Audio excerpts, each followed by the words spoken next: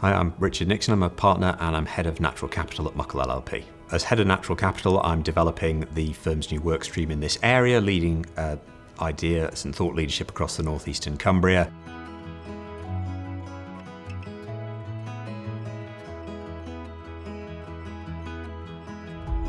So natural capital is quite a new term, and actually a lot of people do say, what is it? What does it mean? We've not heard it before. Neither had we until a year and a half ago. It's largely about use of land that isn't farming the land and isn't building on the land.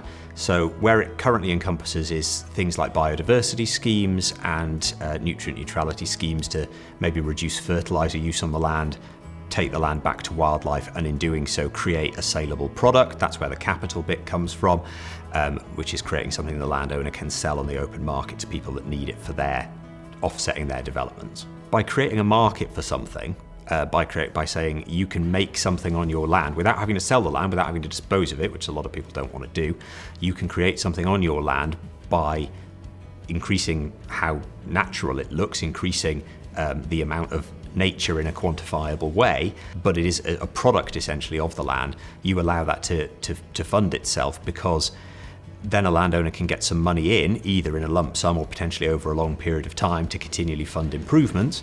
Some people might look at it as being able to deliver a lump sum up front, which could fund something else they're wanting to do on their land as well, while retaining the land and while retaining it in a fairly natural state. Biodiversity net gain, usually shortened to BNG, is a requirement in the Environment Act 2021 that when you get a planning permission for something, easiest example, a housing development, you've got some land that probably previously was a field, you've put a lot of houses on it, roads and so on, and what you've ultimately done is reduce the amount of nature that is there. The net gain is a requirement that you offset whatever you've reduced on your development site plus a net gain of 10%. You can either do that on site, near to site, or slightly further away. They could either do that by buying the land and doing it themselves, or more likely buying into a scheme that somebody else who knows that land or has the necessary expertise has already set up. Nutrient neutrality is something that I think a lot of people do confuse a bit with biodiversity net gain and think that they should work on the same system, because they should work on the same system, but they don't. It's a different thing, but the two can be done at the same time on the same parcel of land if it works from an environmental perspective. The main normal one is where you have land where fertiliser has been applied.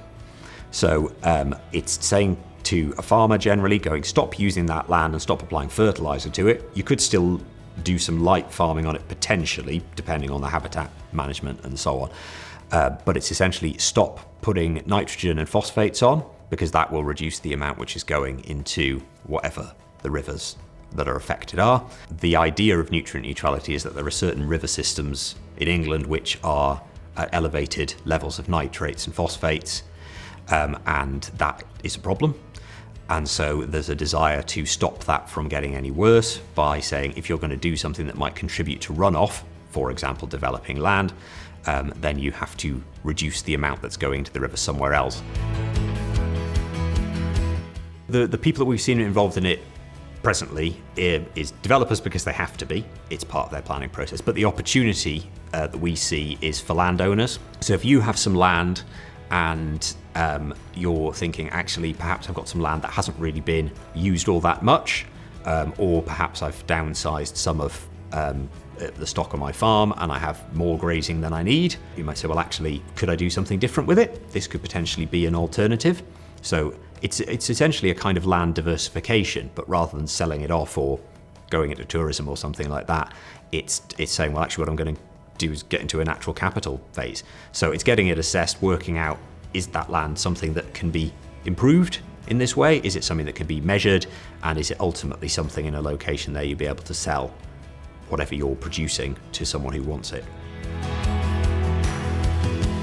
Both nutrient neutrality and biodiversity net gain are really quite new. There's actually not so many firms operating within this sphere at the moment. We've actually spent the last 12 months or so sort of developing standard packs of contracts, standard packs of things we can go to local authorities with as well, to try and save time by tapping into that existing kind of commercial view of it. So it's that, not as well, plenty of legal experience, but also in terms of the sector experience of seeing who's doing what and in what way.